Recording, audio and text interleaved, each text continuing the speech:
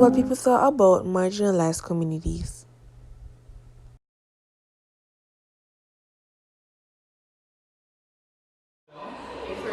What's your understanding of a marginalized community? Marginalized community. Oh, I love this. A marginalized community is a community that has been ostracized to a certain degree, buffeted in a way that they are no longer allowed access to the resources that traditionally most are entitled to or should be entitled to under an equal and fair democracy, aristocracy, whatever you want to go with. Example, African Americans within most contexts are marginalized, pushed to places like ghettos, not given fair treatment, not given good resources and income. So things like A marginalized community would be someone that, let's see, a synonym for it. A synonym for marginalized would be groups of people that are sometimes oppressed. So when I think marginalized, I'm thinking people of color. I'm thinking it can be women, it could be immigrants.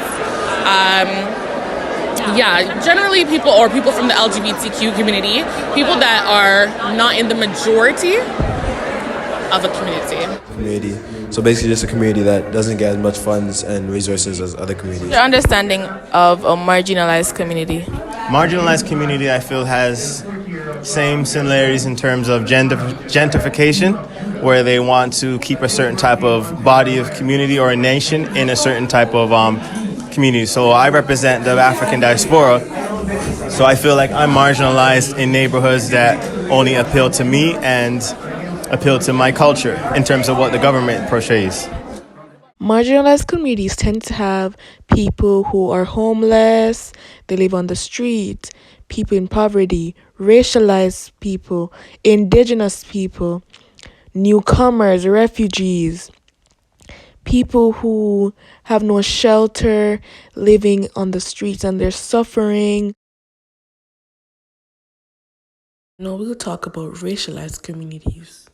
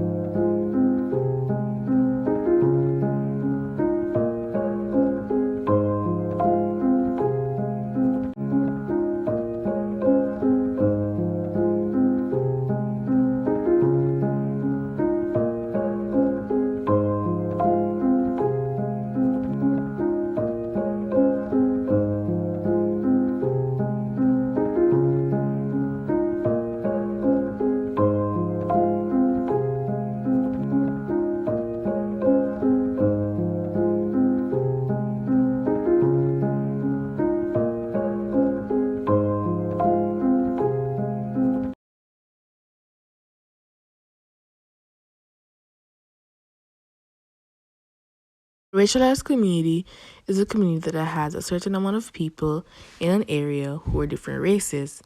And today in Canada, we have a lot of those communities. For example, in Brampton, we have a majority of Hindu people.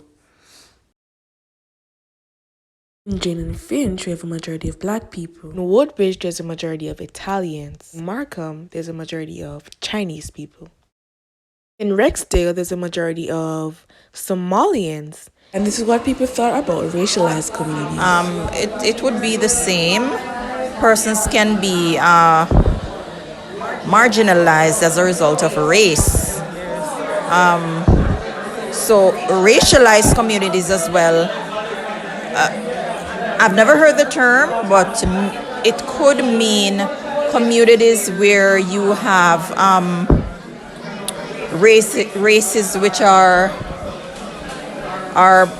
in particular maybe they predominant in the race, and they live together, because even in our community of Brampton is known to be a racialized community. It's known to be a community of Indians, Woodbridge is known to have Italians. Markham is known for Chinese. Racialized communities. My understanding of racialized communities would be a community that is either one race or races mixed, but they're treating each other differently. Communities. Racialized community, I guess, depends what that means, but that just means it's a community with various racial groups, and they may be experiencing different things because of their race, good or bad. In Canada, 1 in 5 racialized families live in poverty compared to the non-racialized people. Racialized women earn an average of 32% less when working in any workplace. Youth who end up experiencing homelessness are more likely to belong to a marginalized and discriminated against group in terms of race, ethnicity, gender, and sexuality. 28.2% of those experiencing homelessness are members of racialized groups compared to the Canadian average of 19.1%. Indigenous peoples in make Canada up to only more than 1.3% people of the overall Canadian population, but comprise Aboriginal 30.6% of the youth homelessness population in Canada. They also receive different treatments and are also being ignored. They receive poorer health care, lower levels of education, inadequate housing, crowded living conditions, and they also have a higher death rate amongst children and youth due to unintentional injuries and higher rates of suicide. And this is what people thought about racialized communities. I would say that it's Canada that's going to do it, because we ourselves come in and we segregate ourselves into little cliques and little clubs, right? So you'll see some communities, like if you come into Brampton, you'll say, oh, it's an Indian community, but there are a lot of black families, but they stay outside of different, so everybody has put up boundaries. And I don't believe it's Canada, because we haven't embraced this thing of one nation, one community. If we did that, then we wouldn't have this. So people have to stop going, oh, I'm not going over there, too much black people live there. Oh, I'm not going to go there, too much Indian people live there. We must just say, let us go and be one in a community. Thank you. Thanks. Is Canada help? Communities they're trying to help. No, Canada tend to leave some of the communities behind.